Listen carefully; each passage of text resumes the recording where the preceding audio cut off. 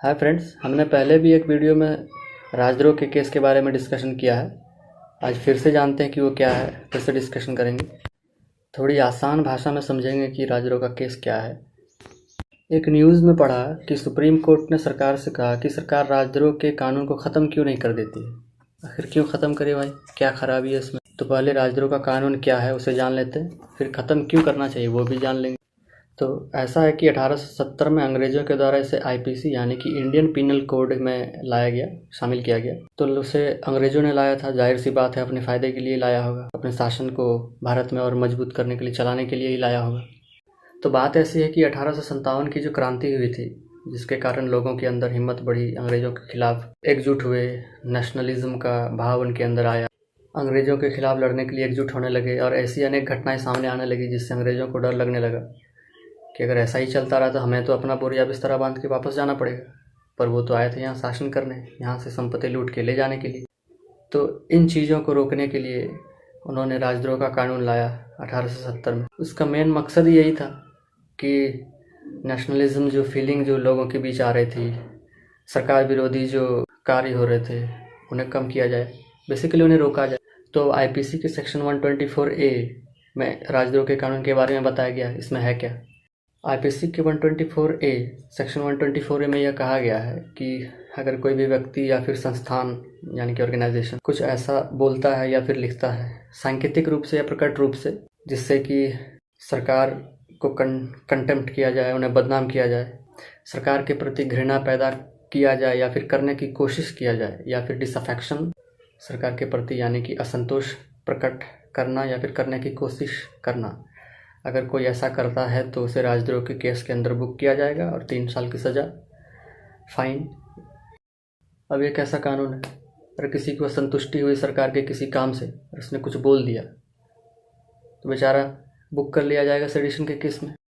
अब मान लो पेट्रोल और डीजल में जो रेस चल रही है, कौन पहले 100 का आंकड़ा छुएगा, उस चक्कर में किसी ने कुछ बोल दिया, सरकार जानबूझ के दाम बढ़ा रही है या सरकार कंट्रोल नहीं कर पा रही है, सरकार को लग गया भाई ये मेरे को बदनाम कर रहा है, बेचारे पे केस ठोक के कोर्ट में ला देंगे। अब कोर्ट फैसला करते रहेगी ये गलत है या सही। अब देखिए, सभी को पता है कि फंडामेंटल राइट्स यानी कि मूल अधिकार नाम का कोई चीज़ है हमारे संविधान में, जो भाग 3 में है। उसमें से एक मूल अधिकार यानी कि फंडामेंटल राइट्स है, आर्टिकल 19(1)A यानी कि आर्टिकल 19 में है, freedom of speech and expression, अभिव्यक्ति की स्वतंत्रता। अब उसमें कहा गया है कि कोई आदमी या संस्थान अपने विचारों को, अपने भावों को व्यक्त करने के लिए स्वतंत्र है, किसी भी तरीके से करे, लिख कर करे, बोल कर करे, सांकेतिक रूप से कार्टून बनाकर करे। हाँ, कुछ लिमिटेशंस भी हैं फंडामेंटल राइट्स के, उसी तरह इस फंडामेंटल राइट्स का भी लिमिटेशंस है, कुछ सीमा है। फ्रीडम ऑफ स्पीच के भी कुछ सीमा है। अगर किसी के शब्द से, लिखे हुए शब्द से या बोले गए शब्द से ऐसा लगे कि भारत की अखंडता और संप्रभुता पर खतरा है, भारत की सिक्योरिटी पर खतरा है, या फिर किसी सरकार को बदनाम किया जा रहा हो, या फिर किसी हिंसा या अपराध को बढ़ावा दिया जा रहा हो, तो इस केस में फंडामेंटल राइट्स वहाँ काम नहीं करती है। तो अब ये तय कौन करेगा कि कौन सी बात, किसकी बात सरकार को बदनाम कर रही है, या फिर सिक्योरिटी के खिलाफ है, या फिर हिंसा भड़का रही है? जाहिर सी बात है हमारी जुडिशरी करेगी, जुडिशियल सिस्टम, कोर्ट करेगी।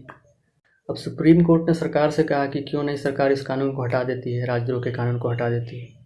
तो सुप्रीम कोर्ट ने ऐसा क्यों कहा? उसे लगा होगा कि शायद ये फंडामेंटल राइट्स का उल्लंघन कर रही है, मूल अधिकार को कम कर रही है, लोगों के अधिकार कम हो रहे हैं। और आप जानते हैं अगर कोई भी कानून मूल अधिकारों का उल्लंघन करती है, उन्हें ख़त्म करती है, उन्हें कम करती है, तो ऐसा कानून खारिज कर दिया जाता है। ये आर्टिकल 32 में लिखा हुआ है, राइट टू कॉन्स्टिट्यूशनल रेमेडीज़। 1962 में केदारनाथ सिंह का केस आया था सुप्रीम कोर्ट में, सेडिशन का केस ही था। उसमें सुप्रीम कोर्ट ने फैसला दिया था कि राजद्रोह का मतलब या फिर उसका सारांश ये हो सकता है कि किसी कहे शब्दों या लिखे शब्दों द्वारा हिंसा को बढ़ावा मिले या फिर अपराध को बढ़ावा मिले। इसके अलावा अगर किसी को डिसअफेक्शन हो सरकार के प्रति, किसी काम के प्रति, तो उसे सेडिशन के केस में बुक नहीं करना चाहिए। खैर, ऐसा हो नहीं रहा है, कोर्ट के इस फैसले की वकालत तो हो नहीं रही है।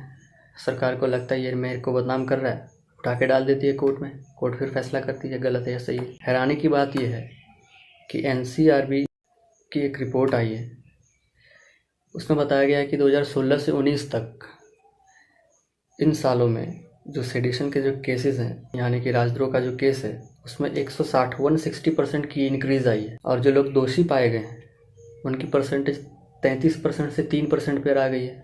अब बताइए कोर्ट को परेशानी होगी कि नहीं होगी? मतलब आ रहे हैं इतने सारे लोग, दोषी पाए जा रहे हैं बहुत कम। खुदा पहाड़ निकली चुईया।